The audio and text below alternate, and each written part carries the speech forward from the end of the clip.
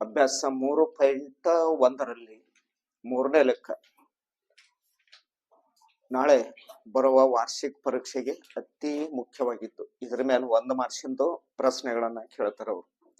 ಈ ಕೊಟ್ಟಿರುವ ಸಮೀಕರಣ ಸ್ಥಿರವಾಗಿದೆಯೇ ಅಥವಾ ಅಸ್ಥಿರವಾಗಿದೆಯೇ ಅಂತ ಕೇಳ್ತಾನಲ್ಲಿ. ಹೌದಲ್ಲ? ಸ್ಥಿರ ಮತ್ತು ಅಸ್ಥಿರ ಎರಡು.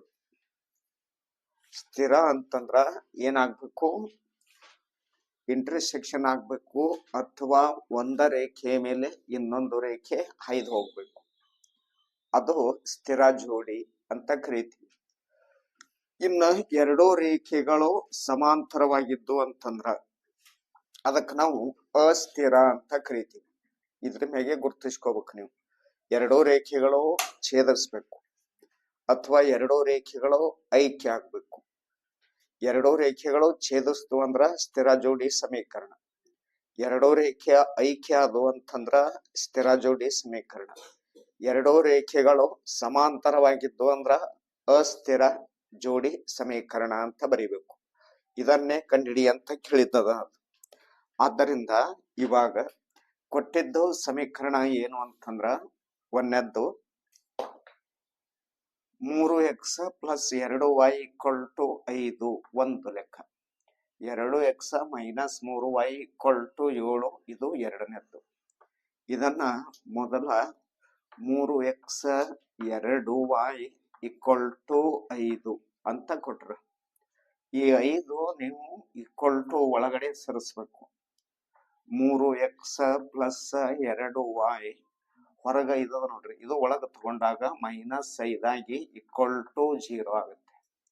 ಇದ್ರದೊಂದು ಬೆಲೆಗಳು ಬರದೇ ಬಿಡ್ಬೇಕಾಗಿ A1 ಅಂತ ಬರೋದು 3, B1 ಅಂತ ಬರೋದು, B1 ಅಂತ ಬರೋದು 2, C1 ಅಂತ ಬರೋದು -5. ಇದ್ರದ್ದು ಮುಗಿತು ಕೆಲಸ. ಈಗ ಇದ್ರದ್ದು 3x + 2y - 5 = 0 ಅದಲ್ಲ. ಇಷ್ಟು ಬೆಲೆ ಬರದ್ರಿ ಅಂದ್ರ ಮುಗೀತು. ಆ ನಂತರ 2x - 3y = 7. ಇದನ್ನು ಒಳಗಡೆ ಸರಿಸ್ಬೇಕು. 2x - 3y -7 ಆಗುತ್ತೆ = 0. ಇದೇ ರೀತಿಯಲ್ಲಿ ಇದು ಬರೀಬೇಕು. ಇದು ಎರಡನೇ ಸಮೀಕರಣ.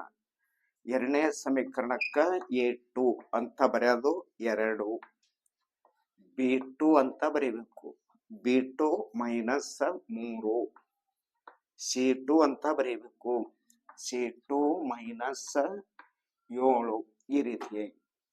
ಇವಾಗ ಸಮೀಕರಣಗಳು ಬಿಡಿಸ್ಕೊಂತ ಹೋಗ್ಬೇಕು. A1 ಅಪಾನ B1. A1 ಅಂದ್ರ 3.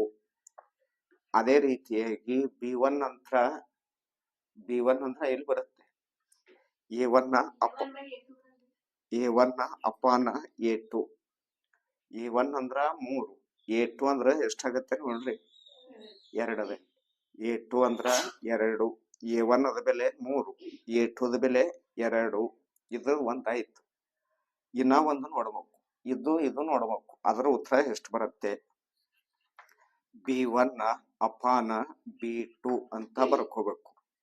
B1 ದ ಬೆಲೆ 2, B2 ದ ಬೆಲೆ ಎಷ್ಟದಿಲ್ಲ? -3 ಅಂದ್ರ -+- ಆಗತ್ತೆ. ಇಲ್ಲಿ ಇದು 3 2 ಅಂಶ, ಇದು 2 3 ಎರಡು ಬೇರೆ ಬೇರೆ ಅವಲಿ. ಇದು ಬೇರೆ, ಇದು ಬೇರೆ. ಇವಾಗ ಆದ್ದರಿಂದ ಬರೀಬೇಕು A1 ಅಪಾನ A2. ಇದ್ರದ್ದು ಉತ್ತರ ಇದಕ್ಕೆ ಸರಿ ಇಲ್ಲ, ಹೌದಿಲ್ಲ? ಹಂಗಾದ್ರ ಇಲ್ಲಿ = ಹಾಕಬಾರ್ದು, = ಅಂತ ಹಾಕ್ಬೇಕು. B1 ಅಪಾನ B2, B1 ಅಪಾನ B2 ಬತ್ತು. A1 ಅಪಾನ A2 = B1 ಅಪಾನ B2 ಬತ್ತು ಅಂದ್ರೆ ರೇಖೆಗಳು ಏನಾಗ್ತಾವ? ಛೇದಿಸ್ತಾವ ಅಂದ್ರ ಯಾವ ಸಮೀಕರಣ ಆಗತ್ತೆ? ಸ್ಥಿರ ಜೋಡಿ ಸಮೀಕರಣ. ಸ್ಥಿರ ಜೋಡಿ ಸಮೀಕರಣ ಅಂತ ಬರೀಬೇಕು. ಅವ್ರಿಗೆ ನೋಡ್ತಿರ್ತಾರ ನೋಡ್ರಿ, ನೀವು 10ನೇ ತಿಂದಿರ್ಲಿ. 2x - 3y = 8. ಇಲ್ಲಿ 8 ಒಳಗಡೆ ತಗೋಬೇಕ. 2x 3y -8 0. ಎದ ಬೆಲೆ ಅಂದ್ರ A1 ಅದ ಬೆಲೆ 2, B1 ಅದ ಬೆಲೆ -3, C1 ಅದ ಬೆಲೆ -8. ಇಷ್ಟು ಬರೀಬೇಕು. ಎರಡನೇ ಇಕ್ವೇಶನ್ ತಗೋಬೇಕು. 4x - 6y -9 = 0. ಇದು ಒಳಗೆ ಸರಿಸೋಳತ್ತ -9 ಆಗತ್ತಲ್ಲ, ಅದಕ್ಕೆ ಇಲ್ಲಿ ನೇರವಾಗಿ ಬರದನಿ. 4x ತಗೊಂಡಿವಿ, -6y ತಗೊಂಡಿದೀವಿ, +9 ಅದ, -9. ಇಷ್ಟು A2 4, B2 -6, C2 ಎಷ್ಟಾಗತ್ತೆ? -9 ಆಗತ್ತೆ. ಇವಾಗ ಲೆಕ್ಕ ನೋಡ್ಕೋಬೇಕು. A1/A2. A1 ಅಂದ್ರ 2, A2 ಅಂದ್ರ 4, 2 ಒಂದಲೇ 2, 2 1/, ಎಷ್ಟಾಗತ್ತೆ? ಇದು 2 ಆಯ್ತು. B1/B2 ಅಂದ್ರ -3/-6, 3 ಒಂದಲೇ 3, 2 ಮೈನಸ್ ಪ್ಲಸ್ ಆಗತ್ತೆ. 1/, ಎಷ್ಟಾಯ್ತು? 2. ಎರಡು ಸಮ ಅದು. ಇನ್ನು ಮುಂದಿನ ಒಂದು ನೋಡ್ಕೋಬೇಕು. ಇವೆರಡೇ ಬಿಡಿಸಿ ಬಿಡಬಾರ್ದು. ಒಮ್ಮೆ C1/C2 ನೋಡ್ಕೋಬೇಕು. C1/C2 -8 -9 ಪ್ಲಸ್ ಆಗತ್ತೆ. 8/9 ಇಷ್ಟಾಯ್ತು. ಇವಾಗ ಉತ್ತರ ನೋಡ್ರಿ. ಇದು ಒಂದೇ ಅದು, ಇದು ಬೇರೆ ಅದು. ಅಂದ್ರ A1/A2 = B1/B2 ≠ C1/C2 ಆಗತ್ತೆ. ಹಾಗಾದ್ರ ಇಲ್ಲಿ ಆದ್ದರಿಂದ A1/A2 = B1/B2 ≠ ಅಂತ ಬರುತ್ತೆ. ಇದ್ರ ಉತ್ತರ ಬೇರೆ ಅದು. ಇದು ಅಂದ್ರ ≠ C1/C2. ಮೊದಲಿನ ಎರಡು ಪದಗಳು ಸಮ ಇದ್ದು, ಆ ನಂತರ ಮೂರನೇದ್ದು ಸಮ ಇದ್ದಿದ್ದಿಲ್ಲ ಅಂದ್ರ ರೇಖೆಗಳು ಏನಾಗಿರ್ತಾವ? ರೇಖೆಗಳು ಸಮಾಂತರವಾಗಿರ್ತಾವ. ರೇಖೆಗಳು ಸಮಾಂತರವಾದ್ರ ಯಾವ ಜೋಡಿ ಸಮೀಕರಣ ಇದು? ಅಸ್ಥಿರ ಜೋಡಿ ಸಮೀಕರಣ. ಅಸ್ಥಿರ ಜೋಡಿ ಸಮೀಕರಣ.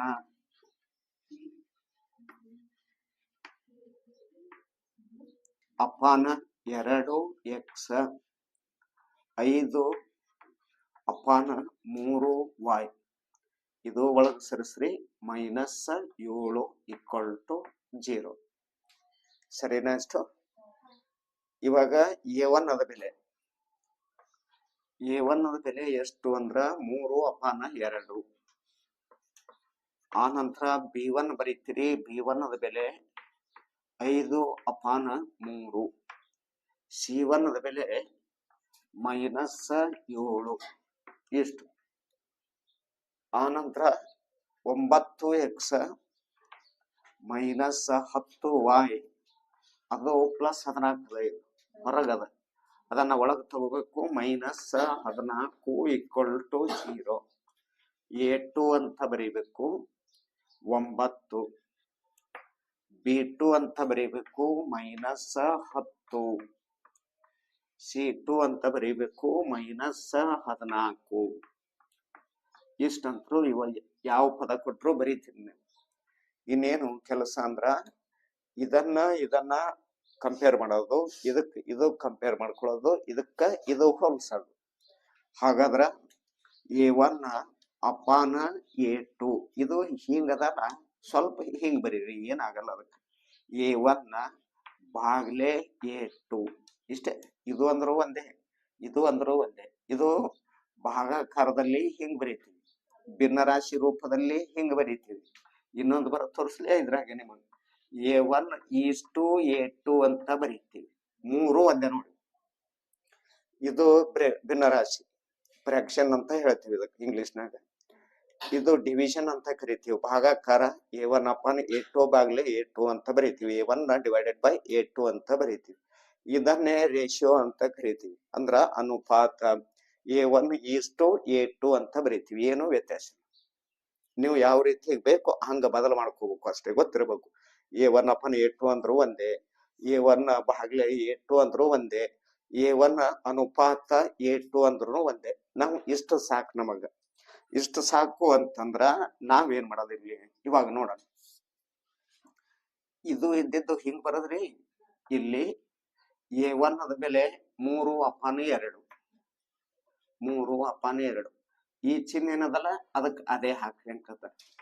A2 ಬರ್ರಿ 9, 9 ಕೆಳಗೆ ಏನು ಇದ್ದಿಲ್ಲ ಅಂದ್ರ 1 ಬರಿ, ಇಷ್ಟೇ ಕೆಲಸ. ಇದು ಏನದ ರಿಪೀಟ್ ಹಾಗೆ ಬರುತ್ತೆ. ಇದು ಮೊದಲಿನ ಪದ ಸೇಮ್ ಇರುತ್ತೆ. ಇದು ಮುಂದಿಂದು ಬಾಗ್ಲೆ ಚಿನ್ನದಲ್ಲ, ಅದು ಇಂಟು ಮಾಡ್ತೀವಿ. ಇಂಟು ಮಾಡಿದಾಗ ಕೆಳಗಿಂದು ಮ್ಯಾಗ ಹೋಗುತ್ತೆ, ಮ್ಯಾಗಿಂದು ಕೆಳಗ್ ಬರುತ್ತೆ. ಅಂದ್ರ ಛೇದ ಇದ್ದಿದ್ದು ಅಂಶ ಆಗತ್ತೆ, ಅಂಶ ಇದ್ದಿದ್ದು ಛೇದ ಆಗತ್ತೆ. 1/9 ಅಂತ ಆಯ್ತು. 3 1 3 3 ಮತ್ತೆ ಇಲ್ಲಿ ಕಡತ್ ಹೋಗಲ್ಲ. ಈಗ ಕಡತ್ ಹೋಗಲ್ಲ ಅಂದ್ರ ಮ್ಯಾಗಿಂದು ಮ್ಯಾಗ ಗುಣಿಸ್ಬೇಕು. 1 1 1, 2 3 6 ಡಿ. ಇಷ್ಟೇ ಕೆಲಸ. ಇನ್ನು ಅದೇ ರೀತಿಯಾಗಿ ಇದು ಹೆಂಗ ಬಿಡಿಸಿದ್ರಿ ಹಂಗೆ B1 upon B2, B1 upon B2. ಇವಾಗ B1 ಅದ ಬೆಲೆ 5 ಅಂಶದ ಭಿನ್ನ ರಾಶಿ ರೂಪದಲ್ಲಿ ಆಗದಲ್ಲ, ನಿಮಗೆ ತೊಂದರೆ ಆಗುತ್ತೆ. ಅದಕ್ಕೆ ಮತ್ತೆ B1 ಬಾಗ್ಲೆ B2 ಅಂತ ಬರ್ಕೊಳ್ಳೋಣ. B1 ಅದ ಬೆಲೆ ಎಷ್ಟು? 5/3 ಅಂತ ಬಾಗ್ಲೆ ಚಿಹ್ನೆ ಹಾಕ್ರಿ. B2 ದ ಬೆಲೆ ಎಷ್ಟದ ನೋಡ್ರಿ, -10. ಇದ್ರ ಕೆಳಗೆ ಏನು ಇದ್ದಿಲ್ಲ ಅಂದ್ರ 1. ಇವಾಗ ಇದೇ ರೀತಿಯಾಗಿ 5/3 ಇದು ಇಂಟು ಮಾಡ್ಬೇಕು. ಇಂಟು ಮಾಡಿದ್ರ 1 ಮ್ಯಾಗ 10 ತೆಳಗಾಗತ್ತೆ, ಹೌದಲ್ಲ. 1/-10 ಕಡತ ಹೋಗಲಿಕ್ಕ ಹಿಂಗ್ ಹೋಗ್ತದ. 5 1 ಹೋಗ್ತದ, 5 2 ಹೋಗುತ್ತೆ. ಮ್ಯಾಗಿಂದು ಮ್ಯಾಗ ಗುಣಸ್ರಿ 1 ಬರುತ್ತೆ, 3 2 6 ಬರುತ್ತೆ. ಇಲ್ಲೊಂದು ಮೈನಸ್ ಅದ, ಮೈನಸ್ ಪ್ಲಸ್ ಮೈನಸ್ ಅಂತ. ಅದು +1/6 ಇದು. ಇದು ಇದು -1/6. ಎರಡೂ ಬೇರೆ ಅದಾವ, ಹೌದಲ್ಲ. ಪ್ಲಸ್ ಬೇರೆ ಮೈನಸ್ ಬೇರೆ, ಎರಡೂ ಬೇರೆ ಅದಾವಂದ್ರ ಮುಂದೆ C1 ಅಪಾನ್ C2 ಬಿಡಿಸೋದ ಅವಶ್ಯಕತೆ ಇಲ್ಲ ನಮಗೆ. ಈಗ ಇಲ್ಲಿಗೆ ಲೆಕ್ಕ ಬಂದ್ ಆಗ್ತದ, ಕ್ಲೋಸ್ ಆಗತ್ತೆ. ಇದು ಬೇರೆ, ಇವೆರಡೂ ಒಂದೇ ಬಂದು ಅಂದ್ರ 3ನೇದ್ ನೋಡ್ತೀವಿ. ಇವೆರಡು ಬೇರೆ ಬೇರೆ ಬಂದು ಅಂದ್ರ 3ನೇದ್ದು ಅವಶ್ಯಕತೆ ಇರಲ್ಲ. ಅವಾಗ A1 ಅಪಾನ್ A2 ಬರೋದು. ಅವೆರಡು ಬೇರೆ ಬೇರೆ ಆನ್ಸರ್ ಅದಾವ ಅಂತ ಹೇಳ್ತೀರಿ. ನಾಟ್ ಈಕ್ವಲ್ ಟು ಅಂತ ಹಾಕಿ B1 ಅಪಾನ್ B2 ಅಂತ ಬರೋದು. ಇವಾಗ A1 upon A2 not equal to B1 upon B2 ಅಂದ್ರ ರೇಖೆಗಳು ಛೇದಿಸ್ತಾವ, ಹಿಂಗ, ಹೌದಲ್ಲ. ಛೇದಿಸ್ತಾವಂದ್ರ ಸ್ಥಿರ ಜೋಡಿ ಸಮೀಕರಣ ಅಂತ ಬರಿಬೇಕು. ಸ್ಥಿರ ಜೋಡಿ ಸಮೀಕರಣ.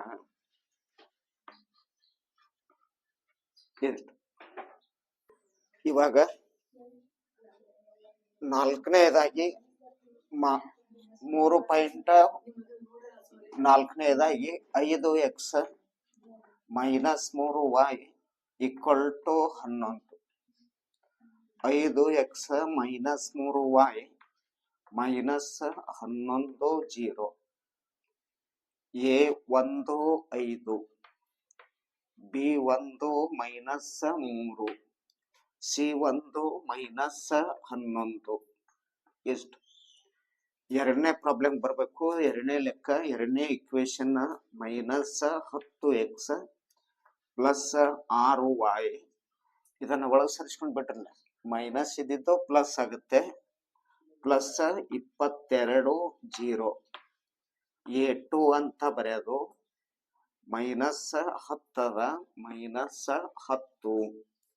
B2 ಅಂತ ಬರೆಯೋದು 6 C2 ಅಂತ ಬರೆಯೋದು 22 ನೋಡ ಯಾವ್ಯಾವ ಕುರ್ದು ಎಷ್ಟೆಷ್ಟಾಗತ್ತೆ ಅಂತ.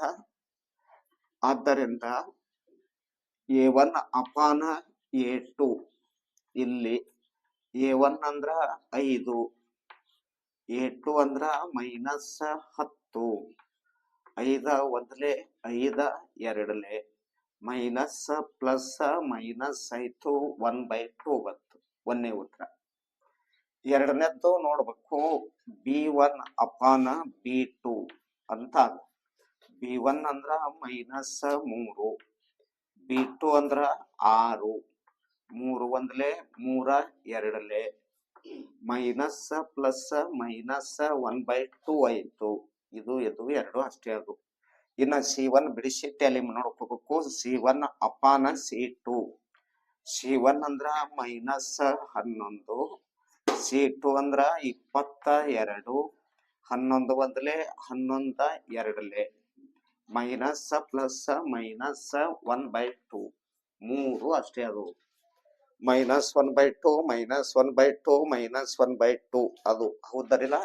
ಆದ್ದರಿಂದ ಇವಾಗ ಇಲ್ಲಿ A1 ಅಪಾನ A2, B1 ಅಪಾನ B2, C1 ಅಪಾನ C2 ಮೂರು ಸಮ ಅದಾವ. ಎಲ್ಲ ಆನ್ಸರ್ ಸಮ ಅದಾವ. ಒಟ್ಟು ಈಕ್ವಲ್ ಟು ಬರುತ್ತೆ. ಮೂರು ಸಮ ಇದ್ದು ಅಂದ್ರ ರೇಖೆಗಳು ಏನಾಗ್ತಾವ? ಐಕ್ಯ ಆಗ್ತಾವ. ರೇಖೆಗಳು ಒಂದ್ರಾಗ ಒಂದು ಐಕ್ಯ ಆಗ್ತಾವ. ಒಂದ್ರಾಗ ಒಂದು ಐಕ್ಯ ಅದು ಅಂದ್ರ ಅವಲಂಬಿತ ಅಥವಾ ಸ್ಥಿರ ಜೋಡಿ ಸಮೀಕರಣ ಅಂತ. ನಮಗೀಗ ಸ್ಥಿರ ಅಂತ ಕೊಟ್ಟಾರಲ್ಲಿ ಸ್ಥಿರ ಜೋಡಿ ಸಮೀಕರಣ ಅಂತ ಬರೀಬೇಕು.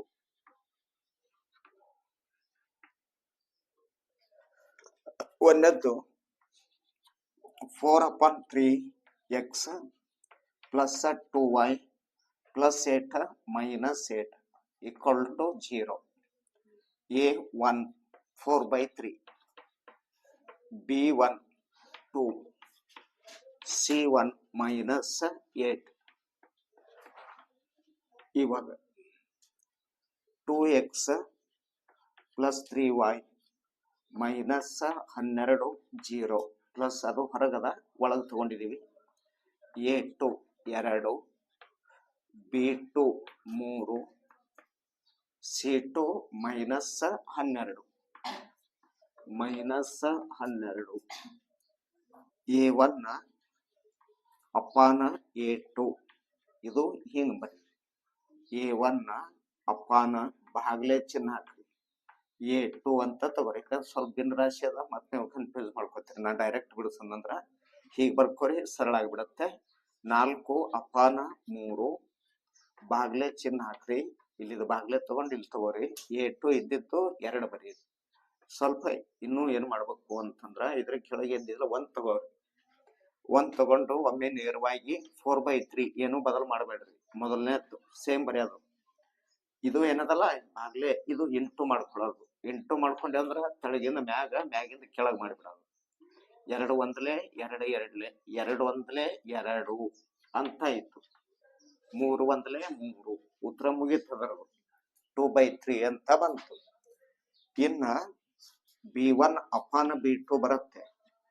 B1 ಅಂದ್ರ 2, B2 ಅಂದ್ರ 3 ಮುಗಿತು. ಇದೇನು ಬಸ್ ನಾರ್ಮಲ್ ಅದಾವ, ಫ್ರಾಕ್ಷನ್ ದಲ್ಲಿ ಏನಿಲ್ಲ. 2/3 ಅಂತ ಆಗತ್ತೆ. ಹಾಗೆ C1 ಅಪಾನ C2 ನೋಡ್ಕೋಬೇಕು. C1 ಅಪಾನ C2 ಮೈನಸ್ 8 ಮೈನಸ್ 12 4 2ಲೆ 4 3ಲೆ ಇವಾಗ ಮೈನಸ್ ಮೈನಸ್ ಪ್ಲಸ್ ಆಗಿ 2/3 ಬಂತು. ಇದು 2/3, ಇದನ್ನು 2/3, ಇದನ್ನು 2/3 ಆಗುತ್ತೆ. ಅಂದ್ರ ಮೂರು ಉತ್ತರಗಳು ಒಂದೇ ಅದಾವಲ್ಲಿ. ಆದ್ದರಿಂದ A1 ಅಪಾನ A2 ಈಕ್ವಲ್ ಟು B1 ಅಪಾನ B2 ಈಕ್ವಲ್ ಟು C1 ಅಪಾನ C2. ಮೂರು ಸಮ ಅದಾವಂದ್ರ ಐಕ್ಯ ಆಗ್ತಾವ. ಅಂದ್ರ ಕೋ ಇನ್ಸಿಡೆಂಟ್ ಲೈನ್ಸ್ ಅಂತ ಬರುತ್ತೆ. ಐಕ್ಯ ಅದು ಅಂತಂದ್ರ ಸ್ಥಿರ ಜೋಡಿ ಸಮೀಕರಣ ಅಂತ ಬರೀಬೇಕು. ಸ್ಥಿರ ಜೋಡಿ ಸಮೀಕರಣ ಈ ರೀತಿಯಾಗಿ ಮನ ಕೊಡ್ರಿ. ಇವಾಗ ಲೆಕ್ಕ ಏನದ ಅನ್ನೋದು ಇಲ್ಲಿ ಇಷ್ಟು ಲೆಕ್ಕ ಕೊಟ್ಟಿರ್ತಾರ. ಮುಂದ್ ಲೆಕ್ಕ ಹೇಳ್ತಾನ, ಆದೇಶ ವಿಧಾನದ ಮೂಲಕ ಬಿಡಿಸಿ ಅಂತ ಹೇಳ್ತಾನ. ಇಲ್ಲ ಅಂದ್ರ ವರ್ಜಿಸುವ ವಿಧಾನದ ಮೂಲಕ ಬಿಡಿಸಿ ಅಂತ ಹೇಳ್ತಾನ. ಇಲ್ಲ ಅಂದ್ರ ನಕ್ಷೆಯ ಮೂಲಕ ಬಿಡಿಸಿ ಅಂತ ಹೇಳಿರ್ತಾನೆ. ಲೆಕ್ಕಿದೆ, ಇದೇ ಮಾಡಲ್ದಾಗ ಲೆಕ್ಕಿರುತ್ತೆ. ಇವಿಷ್ಟರ ಒಳಗರ ಇರ್ತಾವ, ಇವಿಷ್ಟು ಹೊರಗರ ಇರ್ತಾವಿಟ್ಟೆ. ಇವು ಹಿಂದ ಮುಂದ ಕೊಟ್ಟಿರ್ತಾರ. ಇನ್ನೊಂದೇನಂದ್ರ ಈ ಫಸ್ಟಿಗೆ ಮೈನಸ್ 15y ಕೊಟ್ಟು ಆ ನಂತರ 7y ಕೊಟ್ಟು ಈಕ್ವಲ್ ಟು 2 ಕೊಟ್ಟಿರ್ತಾರ. ಏನೋ ಕನ್ಫ್ಯೂಸ್ ಮಾಡ್ಕೋಬೇಡ್ರಿ. ಮೊದಲಿಗೆ ಎಕ್ಸ್ ಬರೀರಿ, ಅವು ಹಿಂದ ಮುಂದೆ ಇದ್ದು ಅಂದ್ರ ಆ ನಂತರ y ಬರೀರಿ, ಆ ನಂತರ ಸ್ಥಿರ ಪದ ಏನಿರ್ತಲ್ಲ ಈ ಸ್ಥಿರ ಪದ ಬರೀರಿ. ಇದು ಕಚ್ಬಿಚ್ಚಿ ಕೊಟ್ಟಿರ್ತಾರ ಅವ್ರಿಗೆ, ಹಿಂದ ಮುಂದ ಆಗಿರ್ತಾವ ಇವು. ಫಸ್ಟ್ ಏನು ತಲೆ ಕೆಡಿಸ್ಕೊಳ್ಳೋದಿಲ್ಲ. ಫಸ್ಟ್ ಎಲ್ಲಿದೆ ಎಕ್ಸ್ ನೋಡೋದು, ಅದು ಮೊದಲು ಬರೆಯೋದು. ಇದು +2y ಇದ್ರ +2y ಬರೆಯೋದಲ್ಲಿ, ಅಲ್ಲಿ -2y ಇದ್ರ -2y ಬರೆಯೋದು.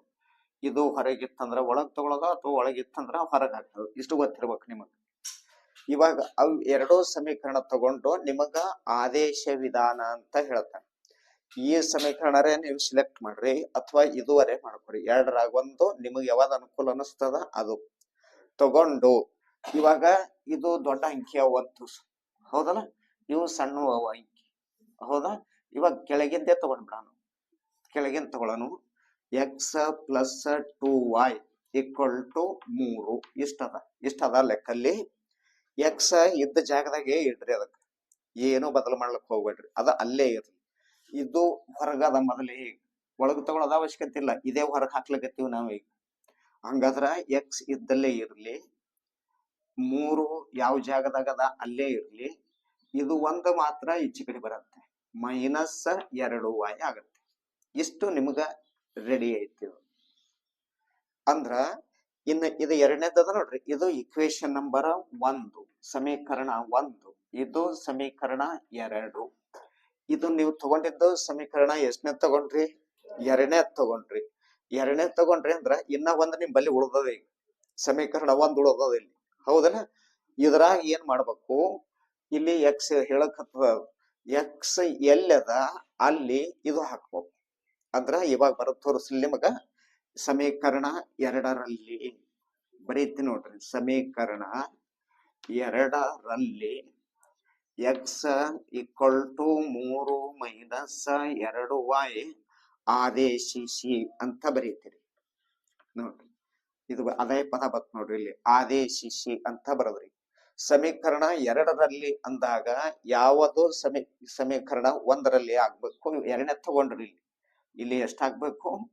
1ರಲ್ಲಿ ಅಂತ. ಒಂದನೇದೇ ಉಳ್ದಲ್ಲ ಈಗ ನಿಂಬಲ್ಲಿ, ಅದಕ್ಕೆ 1ರಲ್ಲಿ ಅಂತ. ಒಂದನೇದ್ದು ಲೆಕ್ಕ ಬರ್ಕೋಬೇಕು. 7x - 15y = 2 ಇಷ್ಟ ಒಂದನೇದ್ದು. ಇಲ್ಲಿ 7ಕ್ಕ 7 ಅಂತ ಬರೆಯೋದು, ಇಷ್ಟು ಬ್ರಾಕೆಟ್ ಹಾಕೋದು. ಎಕ್ಸದ ಬೆಲೆ ಇಲ್ಲಿ ಇರ್ತದ, ಹೌದಲ್ಲ. ಇದು ತಂದು ಇದ್ರಾಗ ಬರೀಬೇಕು. ಇಲ್ಲಿ ಎಕ್ಸ್ ಇದ್ದ ಜಾಗದಾಗ 7ಕ್ಕ 7 ಹೊರಗೆ ಬರ್ದೆ ನೋಡ್ರಿ. ನಾ ಎಕ್ಸದ ಬೆಲೆ 3 - 2y ಬರೆಯೋದು. ಇದ್ರದ ಕೆಲಸ ಮುಗೀತಿ. ಇಲ್ಲಿ -15y = 2. ಇದರಿಂದ ಇವೆರಡಕ್ಕ ಗುಣಿಸ್ಬೇಕಾ?